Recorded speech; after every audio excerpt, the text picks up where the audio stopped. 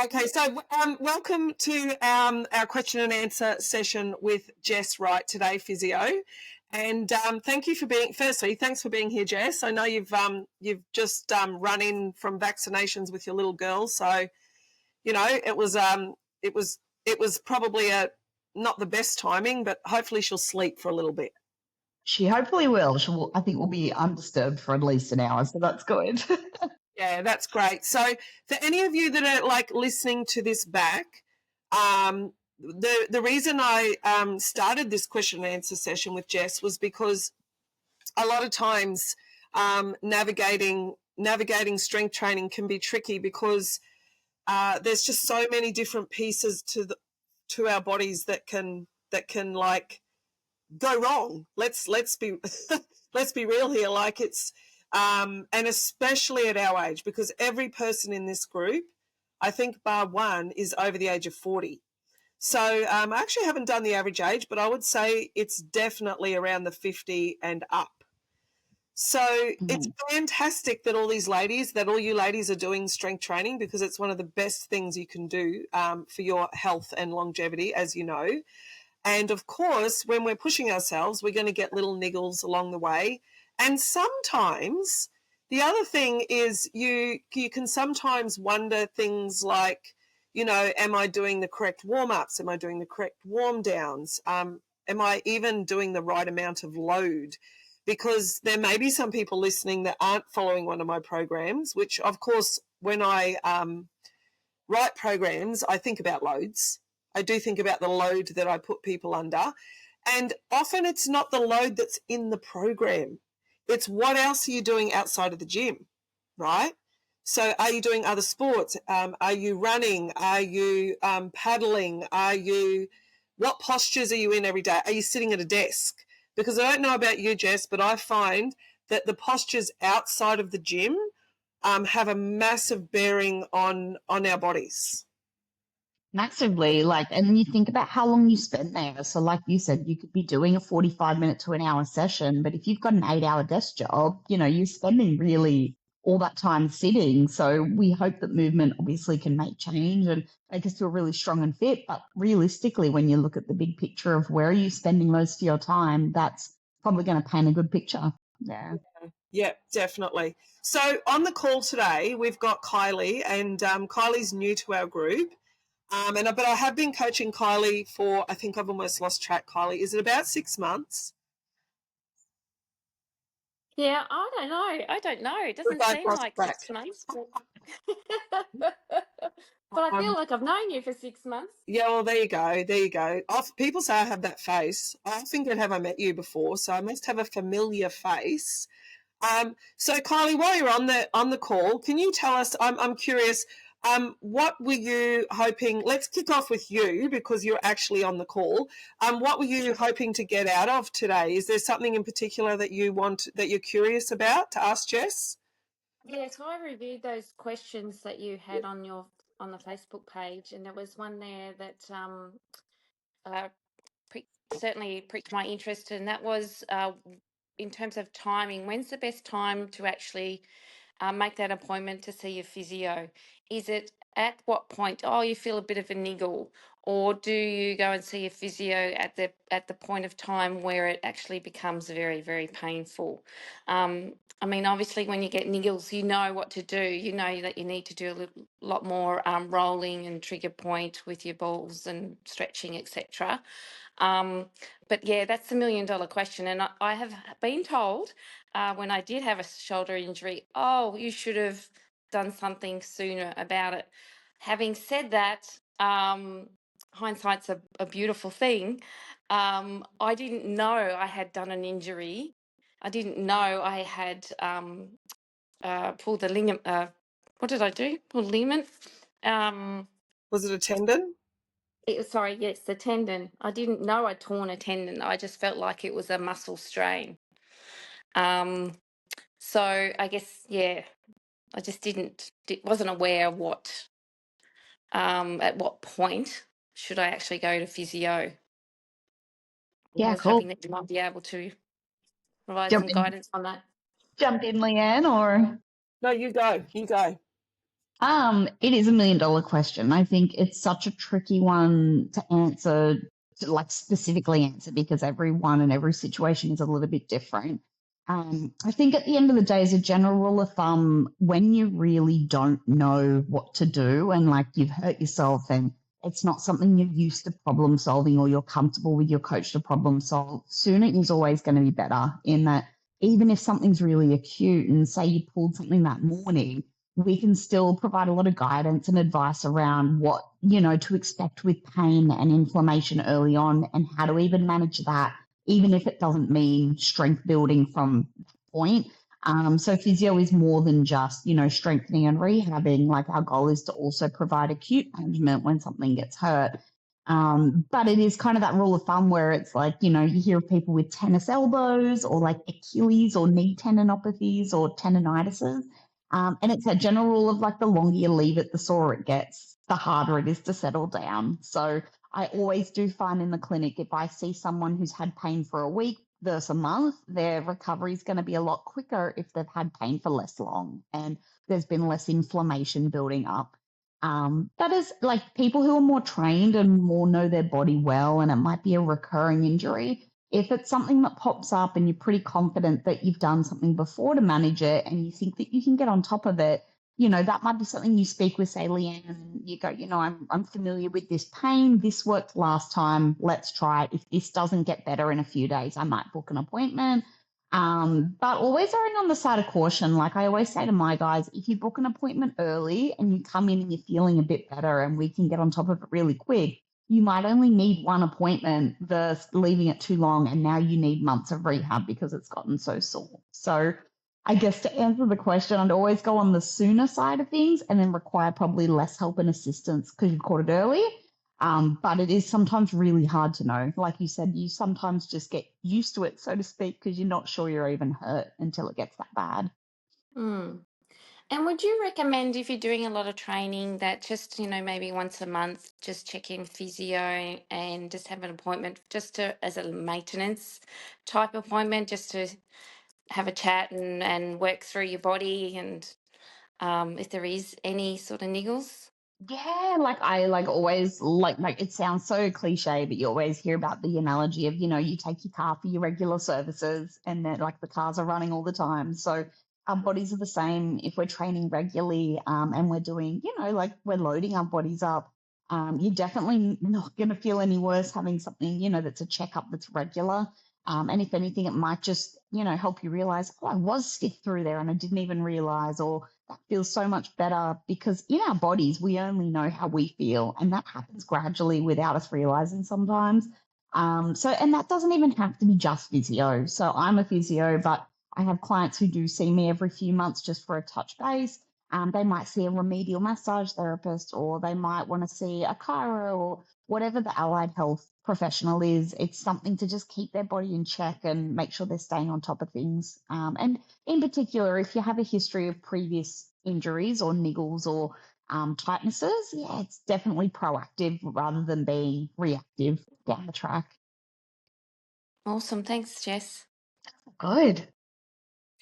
Yeah, that's a really good question, Kylie, because if I use myself as a case study there, if I have a niggle that doesn't go away, I have like a 2-week window, and I try things that have worked before, and then just not moving it at all. I have 2 weeks, and then within that 2 weeks, if after 2 weeks it's staying the same or getting worse, I just go straight to Jess. And like, I'll give you an example. Like I told Jess this last time I talked to her about 4 weeks ago. I woke up one morning. No. It was in the afternoon, actually. It was after the day before I'd done a whole heap of upper body work just for fun because I thought that'd be fun. And it was fun at the time. Anyway, I was fine the next day, that night, the next day. That's good. And then that afternoon, what I call my good shoulder, and that's technically you shouldn't do that. You should not call parts of your body good and bad. So my fully functioning shoulder that has currently no pain in it, I got that sore. I couldn't even lift it above shoulder level, forwards or backwards. and it was like a shooting sort of pain. And of course, I just went worst case scenario straight away. And so I had to drive for 3 hours that day. So I said, rightio, for me to drive, it means my shoulders are going to be forward. You know, I'm not going to be in the best posture. So I took Voltaren, which I don't like taking. And I was waiting all day for that pain to come back. Like in the afternoon, I thought it's going to come back. And it never came back. It was like a 24-hour mysterious pain.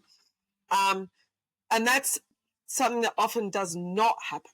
That doesn't normally happen. So that's an example of something that I then wouldn't have booked in to see Jess because it resolved itself. But I always tell my people if that I'm coaching, I try to help them with what I know, but I'm not a physio, but I do try them to help them. If it doesn't resolve within 2 weeks, then I say go and book an appointment with the physio. Would that be good advice, Jess, from a physio's point of view? Totally. And I think the ladies part of your group are really fortunate to have yourself as their coach, because you're not just like a classic coach or like a PT who doesn't understand the body well. Like, you've got your knowledge, your extracurricular stuff you go away and do, and you know the body so well based on your own experiences and injuries that I think you can provide really good insight sometimes before they need to freak out and take that jump. And I think sometimes talking to you and communicating with you early is going to be enough to get a lot of them over the line. But then if they just find it's just not changing, that's probably, like you said, when it's good to act. But they're fortunate to have you there and use you. Yeah. Yeah. So does that answer your question, Kylie? Is there anything else you wanted to particularly ask Jess before I go into the other questions? Not at this point of time. That's great. Thanks, Anne. And All thanks, right. Jess. Oh, good. Jess, I'm not even sure if this is the second session we've done of these question and answers this year. And I'm not sure whether in the first session I even got Jess to give us her background. And I think that's a really good place to start, because I have a bit of a policy myself to work with people who understand the movements that I'm doing. So I'm not going to go and work with the physio who works with the triathletes. I'm just not, because they don't understand what a snatch is.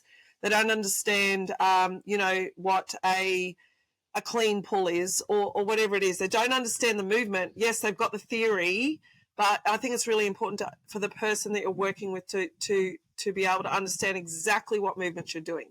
So in saying that, Jess, that's the reason I first came and worked with you, because I know that you get it because of your background. So can you just tell the group now what your background is in training? Yeah, sure. So I've been pretty active all my life. I started off in karate, so I've sport jumped a fair bit. I did karate for 15 years at an international level. I went and played rugby for the Brumbies for a couple of years. And that's kind of where I found weight training, like back in 2015. So I drifted into powerlifting, just being in the gym and just wanted something different.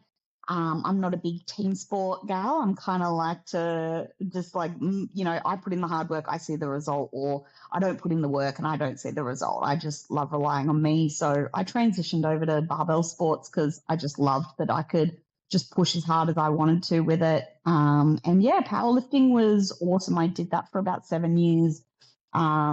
Was, like nationally ranked in my weight category first for like a few years there. Represented, Australia on the world stage a couple of times with powerlifting, a couple of records through the careers. So for me, like powerlifting was like a really awesome like bridge into strength sports for me, and it helped build my understanding of squat, bench, deadlift and everything around the gym. And I guess initially when I started, I didn't necessarily want to compete. It was more just I wanted to be stronger. And like you would all know, like strength is really addictive. Like you start doing it and there's no end point. Like it just can go wherever you want it to go. So I did that for a period of time. And then, we thought it would be cool to try and see if we could qualify for Birmingham Commonwealth Games in like 2 years. So I transitioned over to weightlifting during COVID in 2020. And then had a 2-year stint in weightlifting where, we basically got a game spot and then just had to withdraw because of like some like career-ending injuries and things like that. But long story short, always been in like strength sports or in sport in general. And I think the other thing that like I find useful as a physio is like I have had a lot of injuries myself as well, and I get it. And I get, it's not always rosy strength training because you do have hurdles that you have to jump, and you do have periods where your training's not going the way you want it to because you have to not do certain things. And I empathize with that side of things. And I've definitely like been under the knife a couple of times with surgeries because of injuries I've had, and I've had to, be off a bar for a long period of time because of back injuries, and I've seen it and I've felt it and I get it. And I think it's also really important to, like I said, not just me, but like work with someone who can empathize with you and not just say to you and Leanne, like, hey, you're injured, you should just stop doing that thing for a while. It's about, this is important to you guys. How can we work around it and make sure we can keep you doing the thing you love? And that's why I love what I do. And I was a sports physiologist for a long time, and I've been a physio for 6 years now, but only dipped into that because I really wanted to help people be able to, feel empowered that they can continue to train through niggles and injuries as well. Yeah, that's fantastic, Jess, because I think I don't know whether it's just a lot of people and maybe some of the ladies in the group, they look at you and think, well, you're so strong and you've done, you've won all these competitions and you've represented at such a high level. And it's not often, the injury side of things isn't often talked about. And then when they find out that you've had all the injury, like so many injuries, and worked through them and come back to the sport, just as strong or even got stronger, I love those stories, then it gives people hope. If they're currently navigating something that's ongoing, like the ladies in the group, the ones that are not sort of training with me here in Ellie Beach probably don't know because I don't talk about it a lot, but I haven't been able to train at what I consider my potential since November last year. So, we're in June now. That's 7 months. And this is the thing, however, I haven't been able to train at that level, but I've still trained. So, yeah, it's been like 6 months of just, lighter, medium type of weight, but I'm still doing stuff that I love in the gym. And I really do believe that no matter what niggle or injury or whatever that you're facing, there's always a way around it.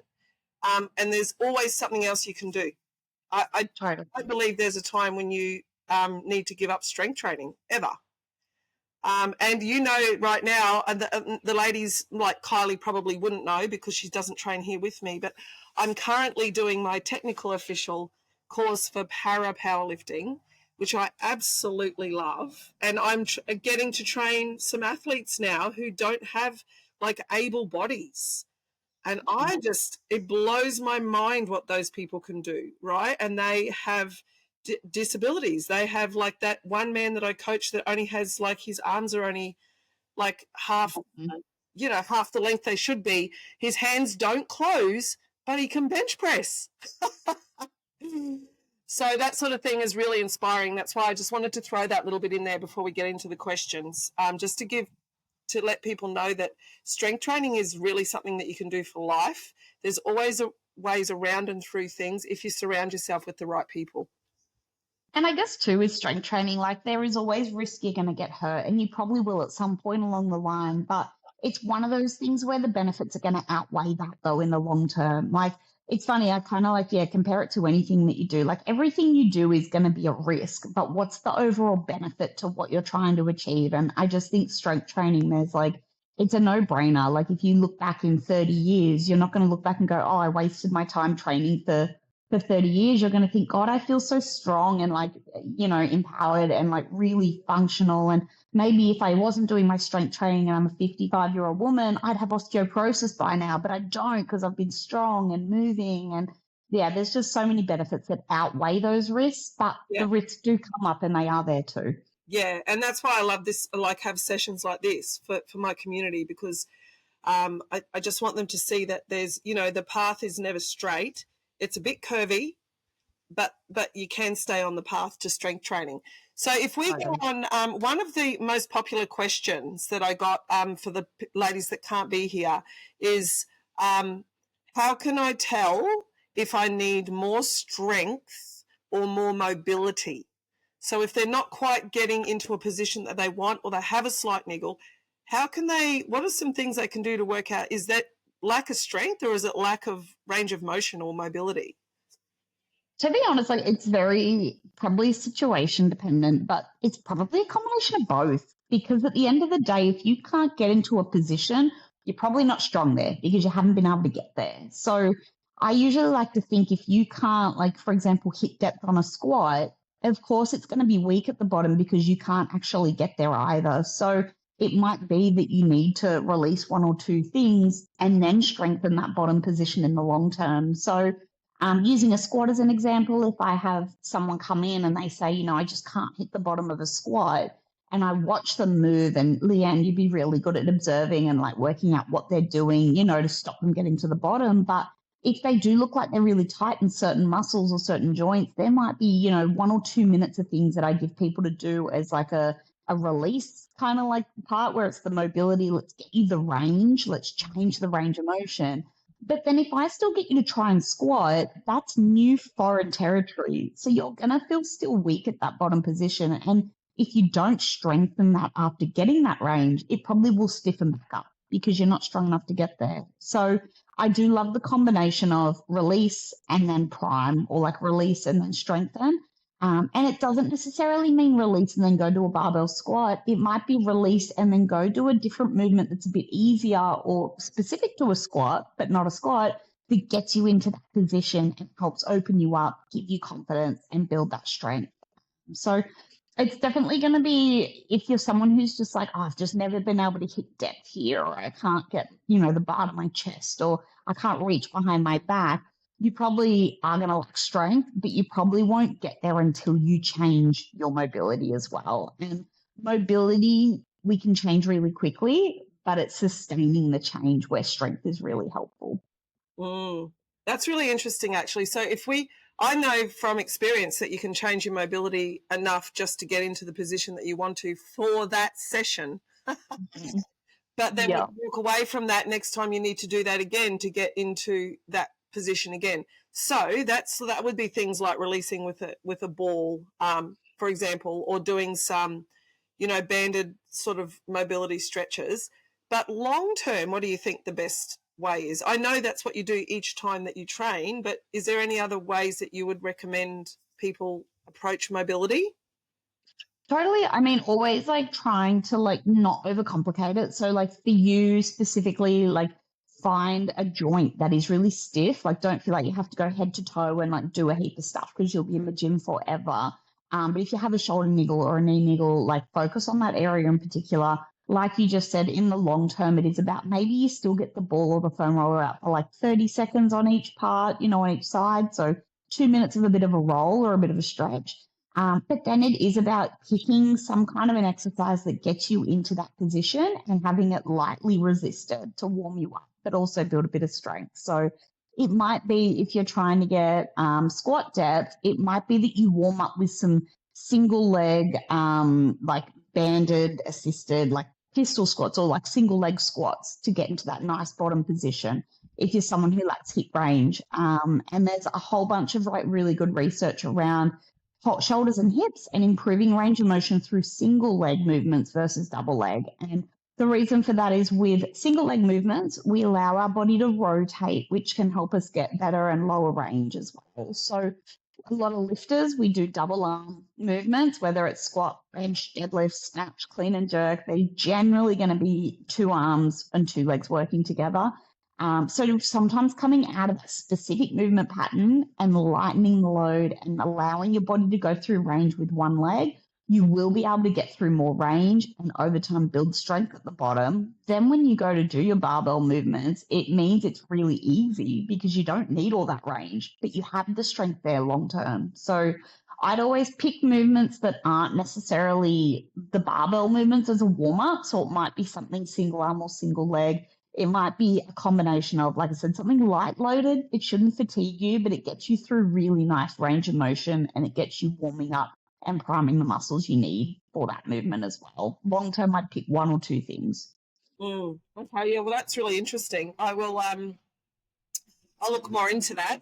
For me as a giving people programs, I'll look more into that for people for their warm ups. So another question that someone had would be actually there's one that's just very similar to that. My body constantly feels stiff despite stretching and rolling. What can I do?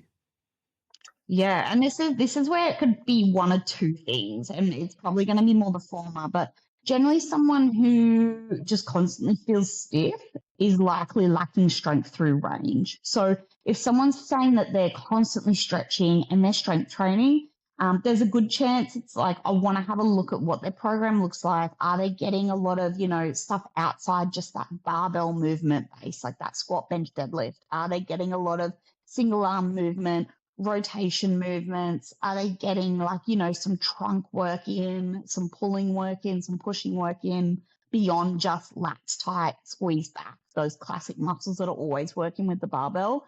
If you're finding you're just doing the same movement over time for a long period of time, your body is going to get stiff because it doesn't know any other movement or any other plane. So for lifters, for example, people who are doing, like squat, bench, deadlift, 5 days a week, who are power lifters, they are consistently coming and saying, look, I do all the rolling in the world, all the activation, and I just feel stiff.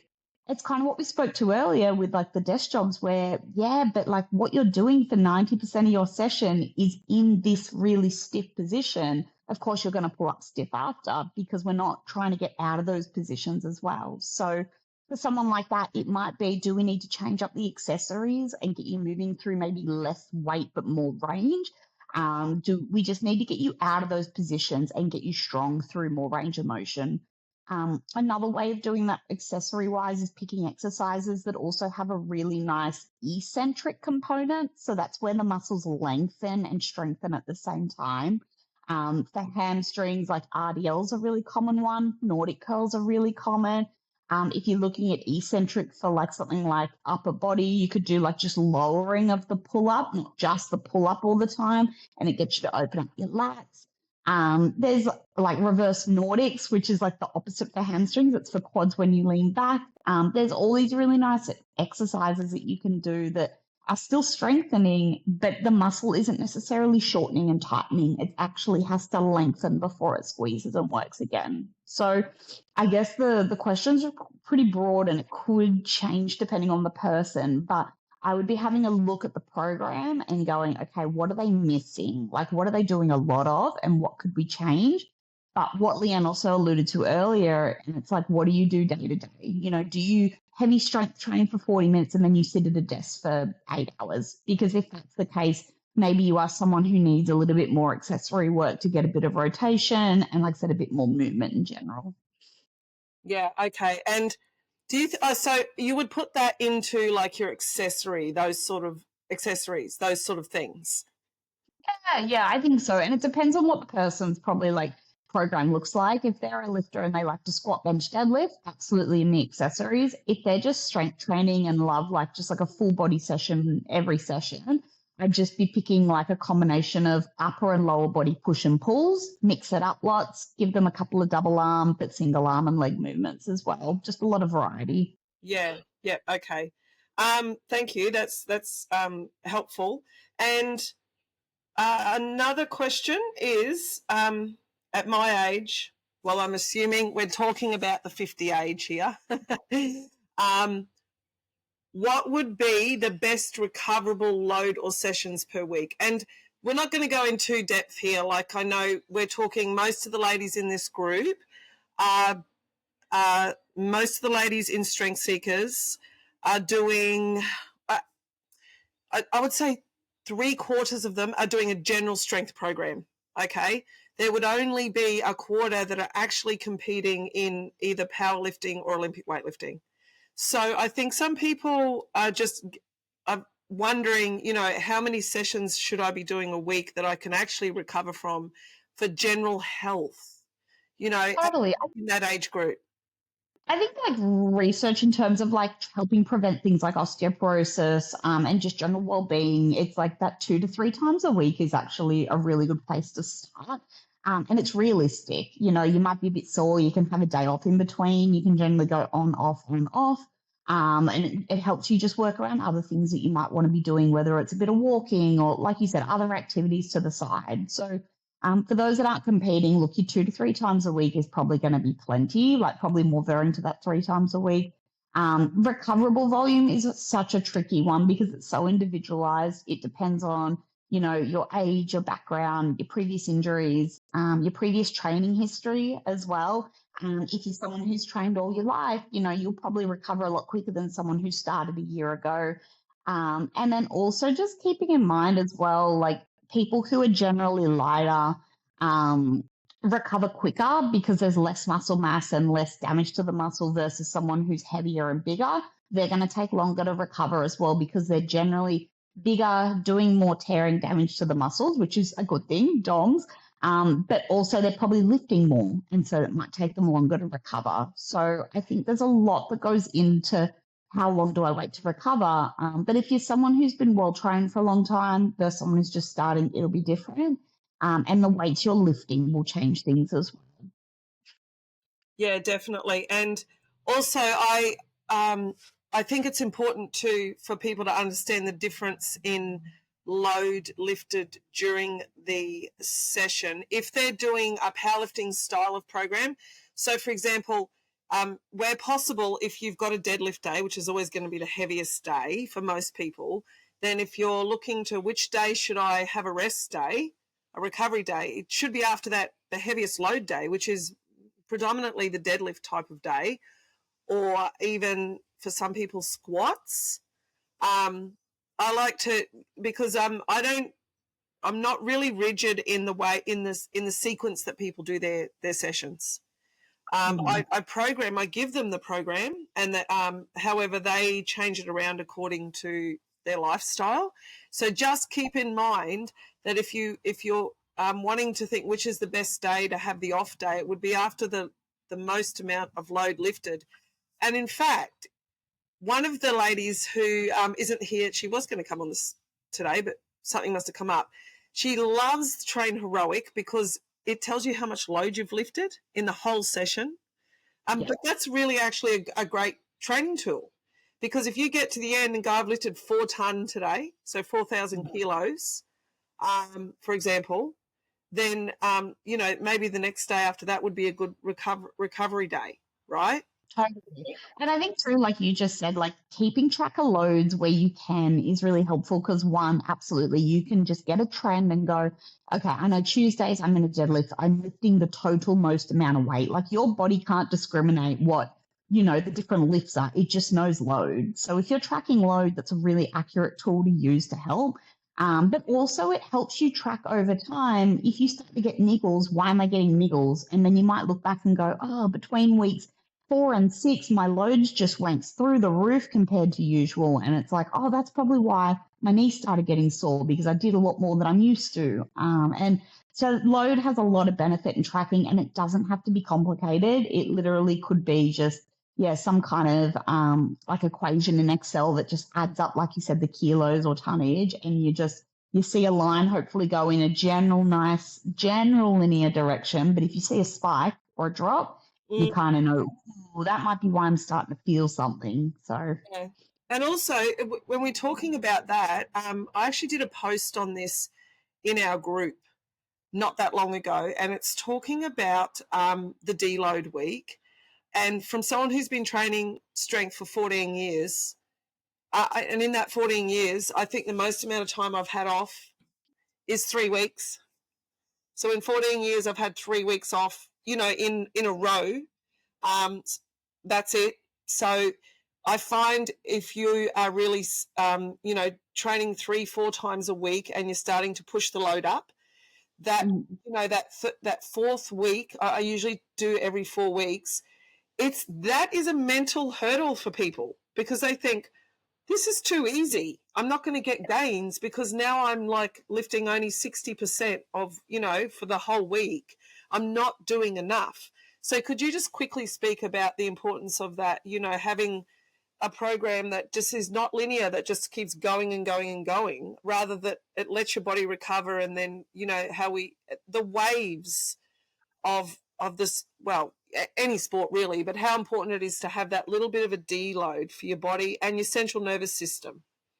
Totally. Every athlete at any level needs it eventually. And it's because we're pushing our bodies hard. And at some point there is going to be a breaking point. And we accumulate stress as we train. And stress isn't just the weight being lifted, it's everything else outside life as well. So deloads are a great opportunity to be able to let you breathe and focus on some other things. So if you're deloading weights in the gym, you know, focus more on your walks or focus more on something else outside the gym that week if you need to keep yourself moving. But it is really important to have a reset. And usually that first week back feels garbage because you've just had a week of a reset and you've lost a little bit of routine. But then if you didn't do that week, like Leanne said, you get to this point where you overtrain, everything starts to hurt, niggle. And instead of being proactive and having, you know, a deload a week before to reset before you get to that point, you now have to be reactive and go get help because you've caused, you know, an overload or a body stressing injury. So our body doesn't like, you know, just a continual increase. We tend to stress our bodies a lot doing that. But yeah, I think a deload is just a really productive way to get on top of that before things get too sore. Yeah. And you know, a lot of people don't, like I said, a lot of people don't sort of like it. If they're new to training, they don't understand because they haven't had the experience of overtraining yet. Exactly. And then you start to appreciate it as you get more experienced with strength training. Once you've done it for a bit longer, you actually start to appreciate that week and actually look forward to it. Because you're right, in that week, it wouldn't matter if you are normally doing 4 sessions a week, which is about average, and you decided that this week I'm only going to do 2, but for the other 2 days, I'm going to go swimming and walking, and I'm going to go and ride my bike. Then if that is a pattern that you follow month after month after month and you stick to that, then long term, I believe you're going to become a stronger, better athlete. And I like to use the word athlete because I think everyone's an athlete. Than someone who just keeps pushing through those those deload weeks. Totally. Yeah. And like I said, it's not necessarily like deload means you have to put your life on hold for a whole week. It's just we're deloading from the weights, like the high intensity, a little bit of that volume. And it doesn't mean, like Leanne just said, that you can't go for your bike rides or your walks or, you know, that stuff's away from the gym. It's different movements and different loads and volumes to what you're doing. It doesn't mean go run half marathons on, you know, your deload weeks, but find some other stuff that's mentally going to help you recover in that week that still keeps you moving. You can still get in the gym. I do find if you're really, really itching and you're feeling really good and you're like, I don't think I need it, like up your accessories a little bit more. Like if you want to, like you don't have to be, you know, going crazy heavy, but you can do a little bit more ab work, arms work, things that's really like low fatiguing, you know, and you can pick other things and communicate with your coach as well. You don't have to. Yeah, the bodybuilding work, I call it bodybuilding work. I think that's fantastic way. And, you know, like doing reps between 12 and 15, for example, light. That's a really nice way to get a little bit of a different, just a bit of a different take on training. But it makes you walk away from a session like that feeling fantastic. Like it makes me feel good. Rather than like, you know, those really heavy, grindy weights where you walk away feeling often exhausted. So it's a different way. I encourage people to get out of the gym as well because, you know, just being outside in nature is healing straight away. So if you can choose something that's outside, that's even better. What is your take on, you know, it's becoming really popular lately, but not just lately, but in the last couple of years, on, you know, the rucksacks, the walking, the weighted vest walking. Do you think that's a valuable exercise for a lifter? It depends what your goals are, I guess. Like, I mean, like weighted vests mean like they could probably walk for less amount of time and get like burn a bit more cal, I guess, because it's loaded. I would be asking the person why they're doing it. Like, I mean, like for me personally, I can't think of a reason why I'd want to chuck a weighted vest on and walk around. Walks for me are like just getting steps in, like you said, enjoying nature around me. But if they're prepping for something like a high rocks event where they need weighted vests, if they're prepping for a trek or something where they need a pack, maybe they get sore if they do too many steps, so they put a vest on for a shorter amount of period, and that actually is fine. So I think if you're using it for a reason, like go for it, absolutely. But I also wouldn't necessarily be like everyone needs to go buy a weighted vest and walk around because that'll burn my cow. Yeah, yeah, fair enough. All right, well, I think that they are the main questions today that everybody had. We've covered them all, which is fantastic, in less than an hour. So great, good on us. Kylie, do you have anything else that you wanted to ask Jess while you've got her here? Like, golden opportunity. No, that's great.